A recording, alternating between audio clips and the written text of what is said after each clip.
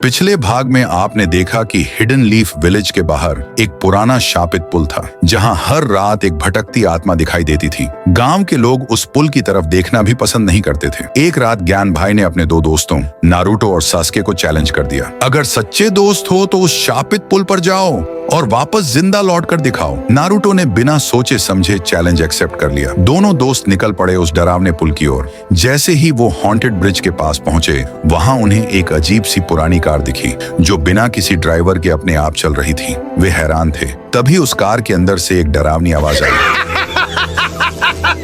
अचानक वो कार बदल गई और उसकी जगह सामने एक आत्मा खड़ी थी। दूसरी ओर ज्ञान भाई सुबह तक उनका इंतजार करता रहा। अगली सुबह गांव वालों को पुल के पास सास्के की लाश मिली। उसकी आंखें खुली हुई थीं, मानो उसने मौत से पहले कुछ बेहद डरावना देखा हो। राय स्टार भी वहीं मौजूद था, लेकिन उसे एक बात समझ नहीं आ रही थी, अगर सास्के मर चुका है तो नारुतो कहाँ है? कुछ तो गड़बड़ थी। राय स्टार ने फैसला लिया, आज रात मैं खुद उस शापित पुल पर जाऊंगा। रात का समय, अंधेरा, पुल पूरी तरह सुनसान। राय स्टार अकेला आगे बढ़ता है। तभी उसे हवा में उड़ती हुई वही पुरानी कार फिर से दिखाई देती है। वो डर से पीछे हटने लगा, लेकिन कार सीधा उसके सामने आ गई और एक पल में वह कार फिर से एक आत्मा में बदल गई। राय स्टार ने जोर से पूछा, कौन हो तुम? सस्के को क्यों मारा और नारुतो कहाँ है? तभी वो आत्मा बोलती है, मेरा नाम ओबीटो है और मैंने किसी को नहीं मारा। जब मैं तुम्हारे दोस्तों के सामने आया, उनमें से एक डर के मारे खुद ही पुल से कूद गया और दूसरा बेहोश हो गया। फिर ओबीटो ने एक बॉक्स खोला जिसमें नारुतो बेहोशी की हालत में पड़ा था। राय स्टार ने नारुतो को होश में लाया और दोनों ने मिलकर ओबीटो से उसकी सच्चाई पूछी। तब ओबीटो रोने लगा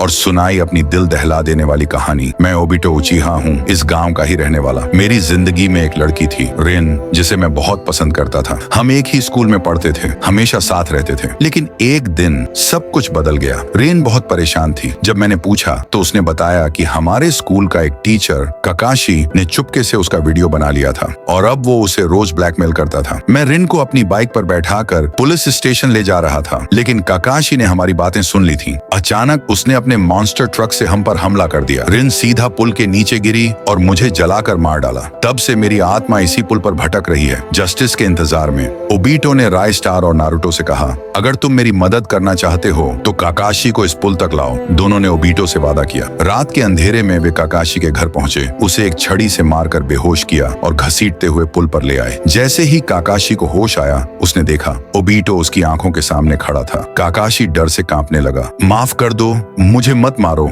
लेकिन ओबीटो की आंखों में सिर्फ बदला था। आग की लपटें उठी और काकाशी जलकर राख हो गया और उसी पल वो मुस्कुराया। ओबीटो की आत्मा को शांति मिल गई। अब हिडन लीफ विलेज फिर से शांत हो गया है। लोग अब उस शापित पुल से रात में भी बेखौफ आ जा सकते हैं।